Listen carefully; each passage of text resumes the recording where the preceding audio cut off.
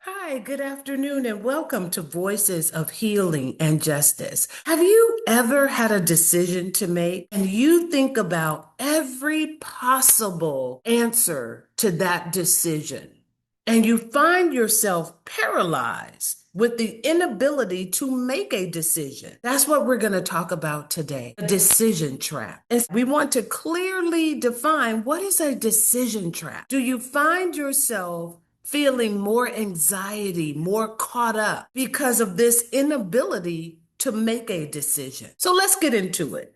Let's talk about, why does sometimes indecision feel safer than making the wrong decision, but staying stuck is a decision too. So let's talk about it. Oftentimes we feel there is a decision.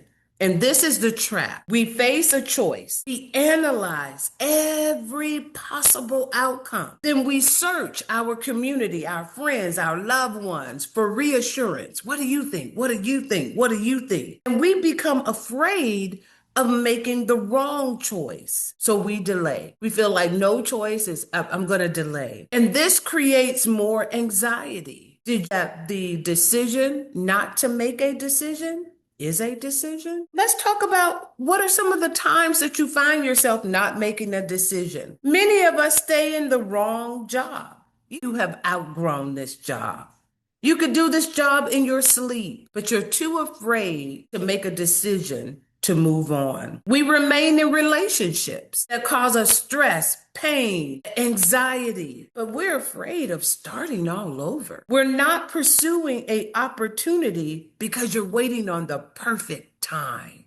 I need the perfect time to pursue that opportunity. Many people get caught up in, I'm waiting for the perfect moment to have a baby. There is never a perfect moment. We're constantly asking everyone else, what do you think? What do you think? What do you think? When this decision is yours to make. And the only person that's going to experience any consequences of this decision is you. But we're constantly searching for reassurance. Let's go on. Why do we get trapped in this decision trap? Number one, we fear failure. What if I choose wrong? And that question plagues us. Number two, we fear regret.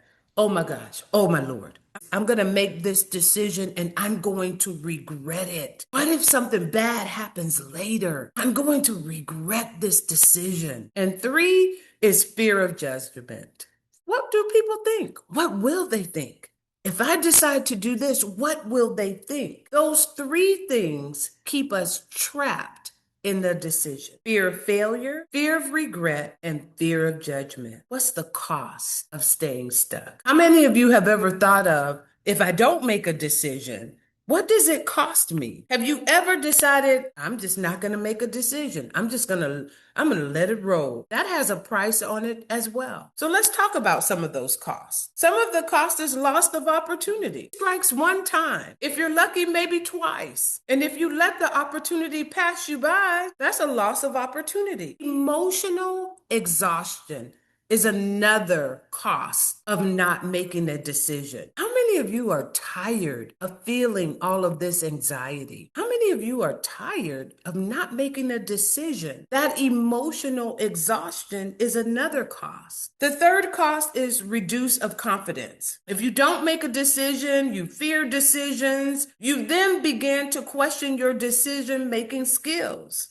Oh, I don't make good decisions. I don't know what to do. And that's what I call, we play the simple simpleton until simple is just doesn't work for you. So you're going to develop this fear of making the decision. What else is another cost? Resentment. You decided not to act, and now you resent not acting. You decided not to act on something, and a group of people have benefited from that. And now you resent not acting on it.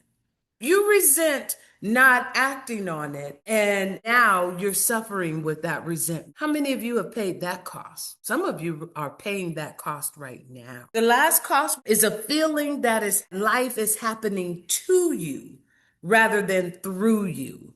Like you are not an active agent in this life. It happens to you. How many many of you feel that way? We got to actively participate in our life. Okay. So how do we break the decision trap? Three things. Ask yourself these three questions. What do I know? And write down all the facts. What about it? What do you fear? And be honest with yourself. I fear one, two, three, four, five. You want to separate the facts from fear. Number two, what do you want? Ask yourself, what do I want? Identify your values, what aligns with your expectations, and those are your wants. The third thing, what is the next right step? You have everything, you've separated your facts from fear, you've identified what you value, what you want, and now what is a practical, logical next step? Not the whole move. You don't have to have the whole answer.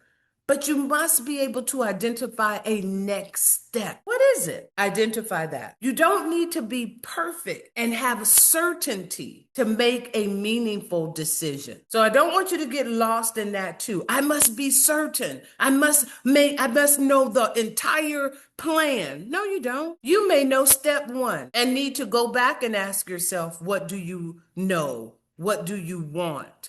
What is the next step to get to step two? You don't have to be certain. This is how you break the decision trap. So in closing, I want you to know that every decision doesn't require certainty. It's rare that you have a perfect choice. This is the perfect moment to do that. That's rare. Sometimes clarity comes after the decision. And last but not least, trust yourself. Identify your values and trust yourself. And know this, even if you make the wrong decision, you have the ability, you have the agency to make another decision to help you live the life you want to live.